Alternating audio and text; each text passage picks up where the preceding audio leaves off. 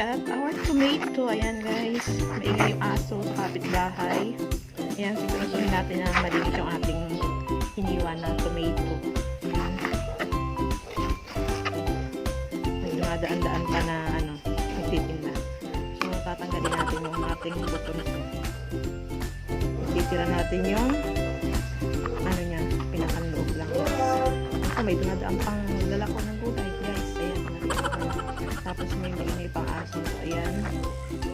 Ito ikakaiba yung gagawin natin. So, breakfast natin ito. So, ayan. Malinis yung ating kamay. Basta sure lang na malinis at hinugasan natin yung ating tomato. Alam niyo naman sa panahon ngayon, kailangan lagi tayong malinis. So, ayan. Tinanggal natin yung buto sa loob. Ayan, guys. Kakaiba to. Yung gagawin natin ngayon na breakfast. So, may butas ito. Okay. Ihiwalay na natin yan. At yung ating buto. Maliliit yung hiwa ng sibuyas. Kailangan pinipin mo kasi dalawang natin siya.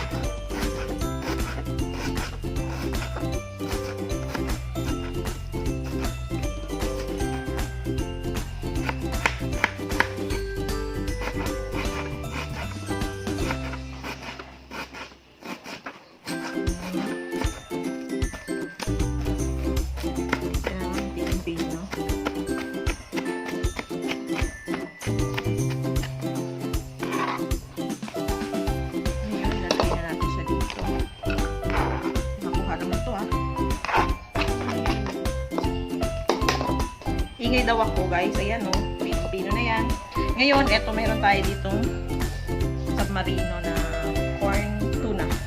So, ang gagawin natin, open natin ito.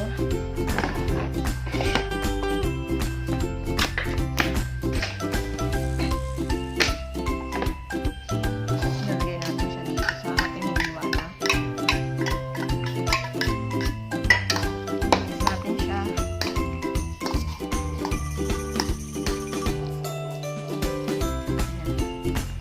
Mayroon tayong isang itlog. Ganun na to. Masarap na. Ilalagay natin yung isang itlog guys.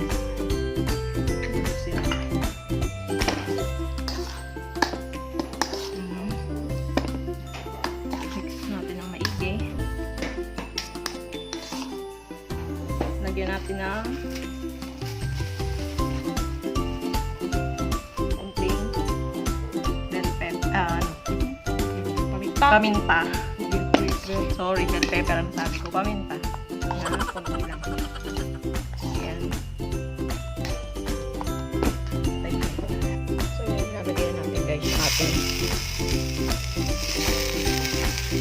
kamatis. Konti lang yung kamatis natin. Kasi nauutan tayo ng kamatis.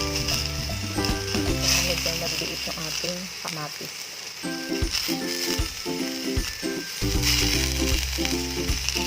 Ayan. Iprito lang natin siya ng pagkakas. Hindi natin yung apoy. Babalik lang natin siya.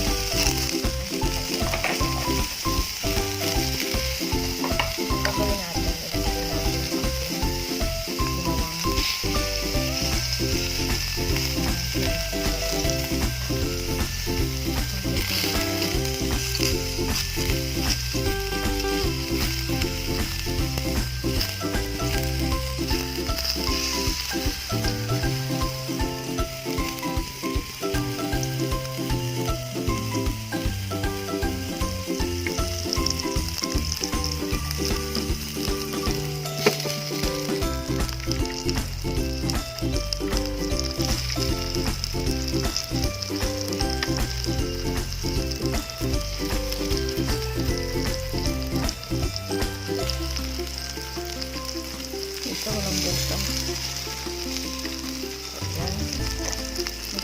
guys, babalik ka rin. Ay!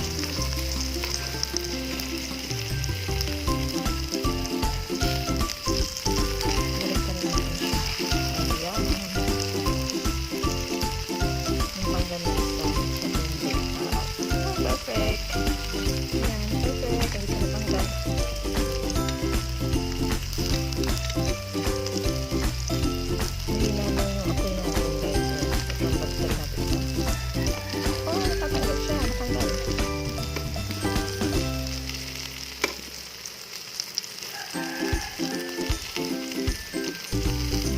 Ito, hindi yan tanggal. Oh, perfect. Ito kasi walang butas.